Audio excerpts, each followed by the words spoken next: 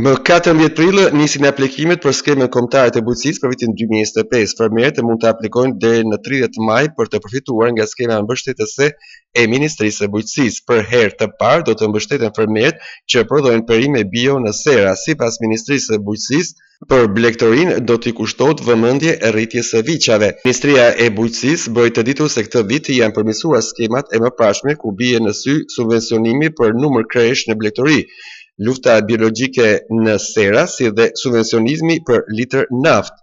Një vit më parë nga skema të ndihmëse, pjesa më e madhe e fermerëve që aplikuan ishin të interesuar për naftën pa akcizë. Këtë vit në blegtori, përveç mbështetjes për krejt, për delet dhe për dhit, do të vazhdojë mbështetja edhe për viçat meshkuj, për mish, ndërsa për serat, fermeri do të futet në skemën e mbrojtjes biologjike. Referuar të dhënave zyrtare nga shërbimi veterinar në Kukës, në shkallë qarku, aktualisht numëron 20.000 krerë gjethë dhe 45.000 krerë të inta. Nga 45.000 krerë të inta, 30.000 janë dele dhe 15.000 krerë dhi. Në qarkun e Kukësit janë të regjistruar me nipt 860 fermerë që merren me blegtori dhe bujqësi. Sipas Agjencisë së Ekstensionit të Bujqësor për vitin 2024, gjithsej 860 fermerë kanë bërë aplikime tek AZHBR. Nga këto për naftë kanë aplikuar 110 fermerë, ndërsa të tjerët për blegtori.